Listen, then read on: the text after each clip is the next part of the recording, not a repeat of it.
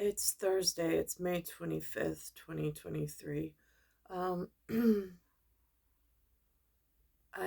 today I had a medical procedure, follow up on the acute situational anemia where I had the blood transfusion back in July.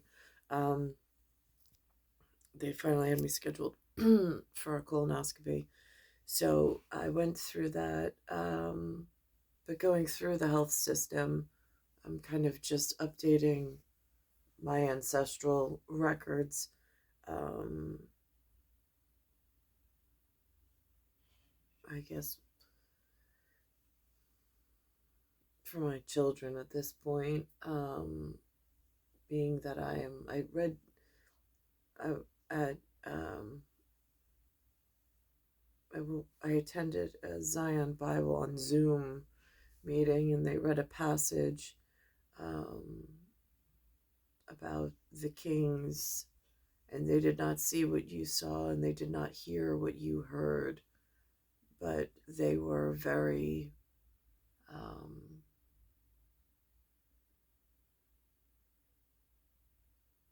but it ties into something that the good Lord is working on. I'm hoping so, on my behalf, on my children's behalf, and on their behalf.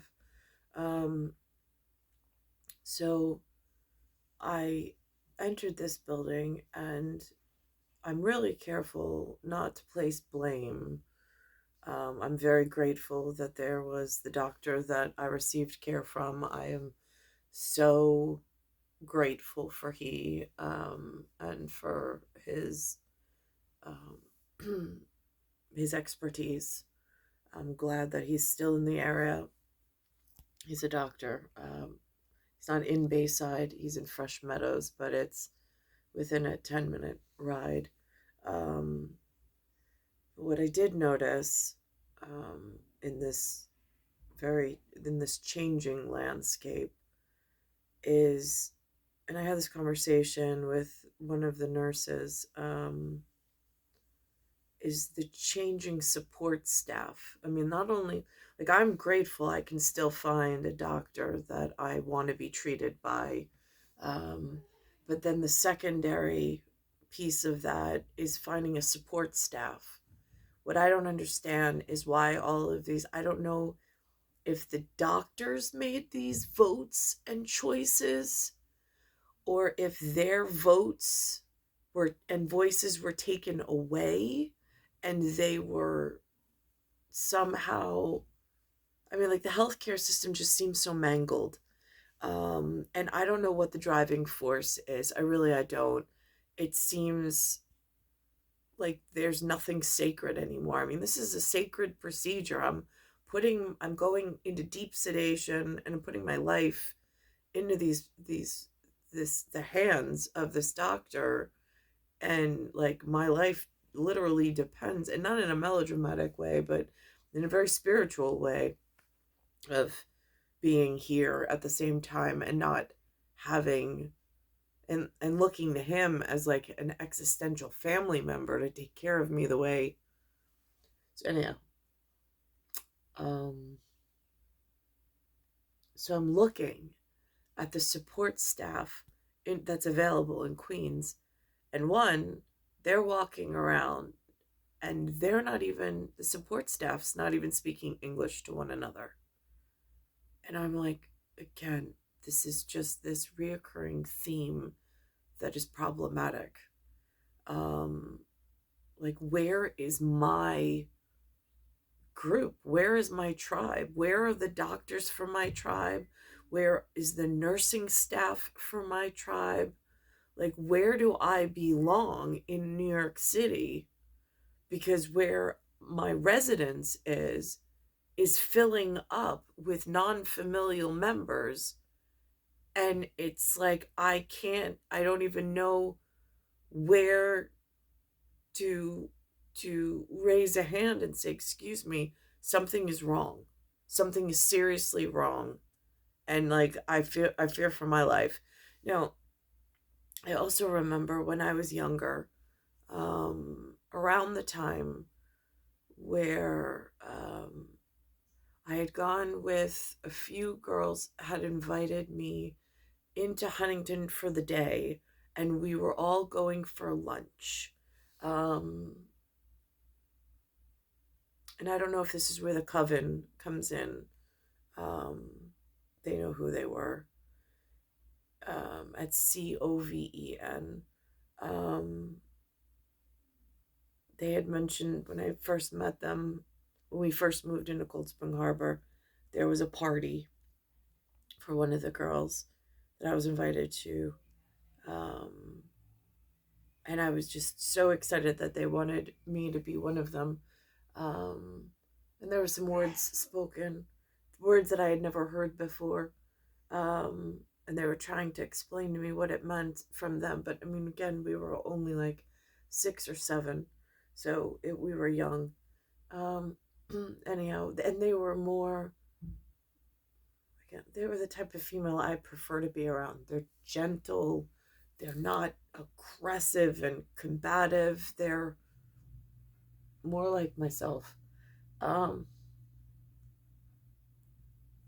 anyhow, uh, somebody had arrived in a big black SUV, whatever that means in the big wide world of important people.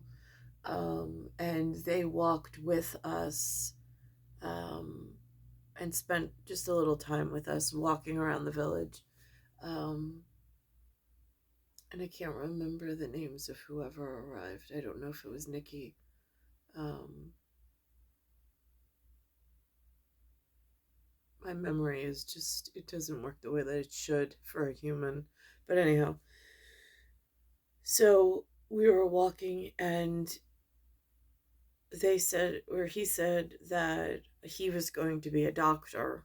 And he said that where he was going to school, that from the time where he entered to when he um, finished, he would finish as a doctor, unlike the school that the girl, like me and the girls, were going to. Um, and now I'm thinking to myself, as my with my sons, I'm like, I still don't have that for my children, and I don't know why. Um, a sense of purpose, a sense of focus for them, a reward for spending so much time. I'm thinking of my son now, who's only 11, and I mean, if he, like, I don't even know if there's like a doctor's program, like a field doctor, a traveling doctor, or something along those lines. Um, so this way, there's like field experience, because I don't see. Um, I've seen where my education has led absolutely nowhere. They graduate you with a high school certificate, and then they don't even offer you enough compensation in order to survive here.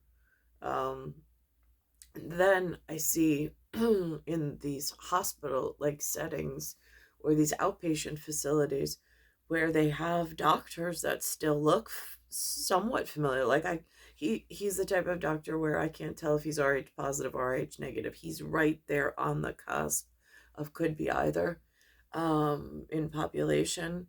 So, but the support staff around him was so very clearly Rh positive. Um, and then there were linguistical differences. Um, and even he had this one nurse who tended to me, and she said, no, I'm Italian, Greek, and Irish. She says, and we're very family. She says, but things have changed. She said, from her experience, um, that some of the staff, they don't come from that loving, kind, caring world, and like of empathy and bringing that to patient care. She, in her experience, which I also had this experience, there was, some of the hires from these agencies, don't come from a world where you care about others in like this.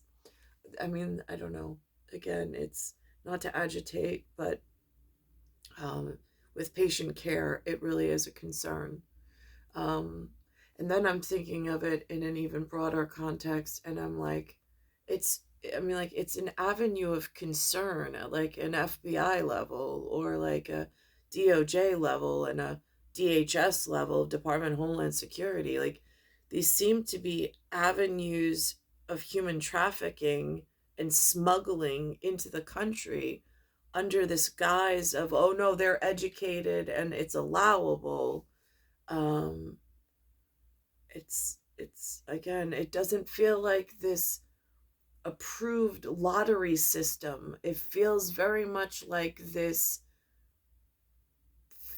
enforcement of some other force that's going on right now, almost like casino tactics of like, um there's a word, is it scato, um like the hitman tactics, like the extortionists and the militia of I don't know whose private militia and drug cartel is paying for these smuggling routes and these human trafficking routes to get these people in. But it's like, I mean, it's very much, I see these populations accumulating, and I'm like, I'm still on a European vision. Like, I mean, again, as far as ancestry, and my numbers have dwindled to such a frightening amount, and all of these other populations that I don't even know how they're gaining access to the system or accumulating and then hiding. They're changing the laws, and then they're incorporating the original laws to encompass themselves through some like absorption process, and then they're fighting and growing larger in numbers in almost like a hostage takeover in some kind of like large. I mean, again, I'm watching it through the lens of I still have a child here.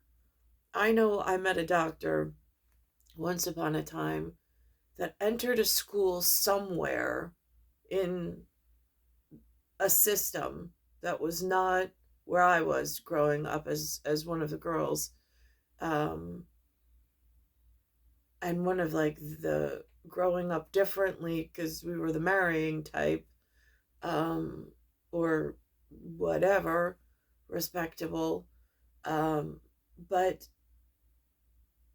I mean, things have not gone well, and it's just, and it's an accumulation of things not going well, like year after year after year. And even for my own son, it's like I see him. I feel like there's nobody fighting for him and there's no place for him. Like, why isn't he entered into a program? He wants to be a doctor. He's already said he wants to be a medical doctor. Why is there no medical doctor program for an 11-year-old to enter? I mean, there's not even basic foundations of doctors level knowledge here. Um, Nothing's spoken about, nothing's offered him. I don't know city resources. I have no idea where to even ask. Um, so as far as like talent and things, and then I'm thinking back when I was going for nursing myself, and just how many hurdles they, like how many obstacles they literally blocked me, just like Frances Boyce when I went to Empire State, and she didn't fail me, but she withdrew me from the degree development program. I have more than enough credits in matriculated college studies that I should have a bachelor's degree or master's degree at this point from field and experience, for which I be somewhere between the state's laws and this woman who stood in my way, and then there's no getting around them. I mean, like, where do you find an advocate that actually wants to fight for a white woman with European ancestry? It doesn't exist. It's like they only care about Asians, Africans, and Latins. It's like the anything European, it essentially no longer exists here. I don't know why. And Canadian American, I've never even I've heard of them only on the business field. Um, so it's really frustrating. Um, and I'm in this at the moment. So I don't know. I don't know why there's no career pathway. I mean, especially for a boy, especially for a man. Um, and I mean, myself, I feel like I'm just like a lost cause at this point. Um, for my son, there's not even this pathway. It's sit at a desk and learn reading and writing, but there's no like future employment even being spoken about for him. That's how frightening this whole thing is. And even as chosen and as itemized as I was, um, with the with the presidential fitness, like looking at us at that same time where that very special person was coming and saying that, he was going to a different type of school, that he would graduate as a doctor, but from like youth through his schooling would produce him into some form of doctorate program. Here, like, I wouldn't even know how to obtain a doctorate. Um, that's how poor the guidance and mentorship here has been. So I don't know. So I'm grateful that they have that procedure. I see these people pouring over the border, um, and I see Eric Adams doing his absolute, or Mayor Eric Adams doing his absolute best in order to do whatever it is that he's doing, um, on camera anyway. Um, so I don't know, but it is. I see them. I see these agencies and high like. I mean, I think back like J2 visas and cultural care au pair. That was a one-time situational thing, but there was a process, and then they went back. Um, this other process that they're working on just looks like it is a seasoning problem that is growing exponentially, like growing roots and becoming future, um, between labor, between a whole lot of different pieces. Um, and this, memorializing this memory, during the same time there's some strike going on. It's 2023 where the Writers Guild is striking with the networks. There's something going on. I didn't know that the networks broke up in 2005. I don't know what that was about. I don't know if that was arbitrage or espionage. It starts to feel a lot that way. Then that ties into sports and the problems with their hiring practices and trends and growing millionaires in a category that is now changing as well. And then trying to push their power that they start to gain, um, with breaking apart states and breaking apart process and breaking apart system. So the entire thing just collapses. I mean, I don't understand how they get away with it. I mean, like, where's KPMG? Where's like Ernst and Young? Where are the actual auditors of these large, powerful, seated positions that were supposed to be grown one way and have been off course for quite some time, and now it's growing other exponent. I'm like, again, if I sit in my quiet somewhere in the mirror dimension, to quote Dr. Strange and Christine Palmer, which I know makes a very like set group laugh of like, no, there's really serious things going on. Pull yourselves together by your jock strap or whatever. Um,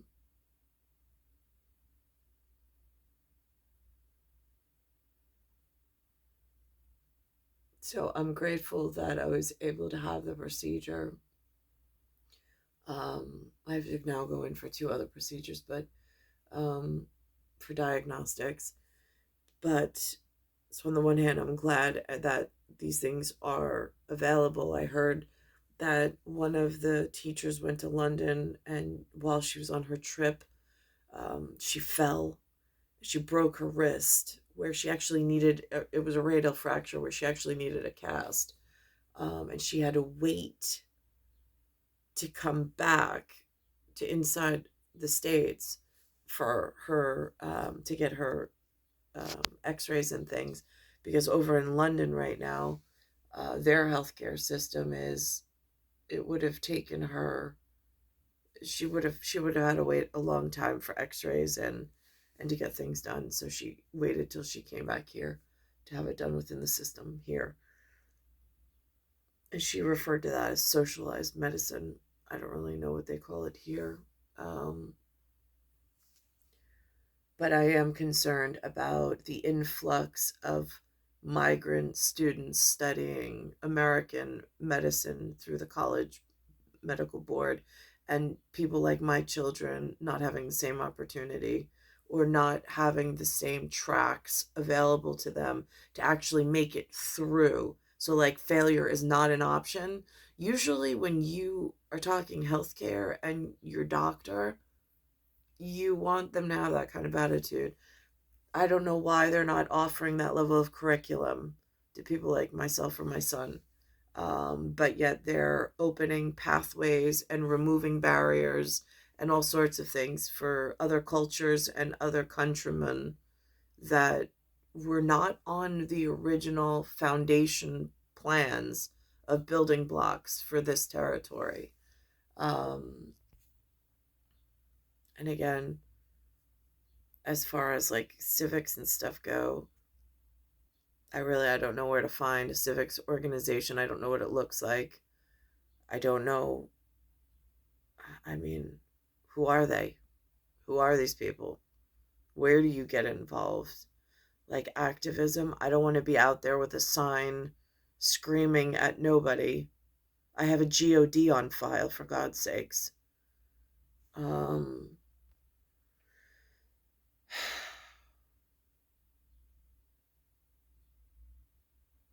it's star 1978, star 8378, Nicole, Cattaruzza, it's Earth, solar system, Milky Way universe, galaxy is broken, and it's Bayside Station, Bayside, New York, 11361.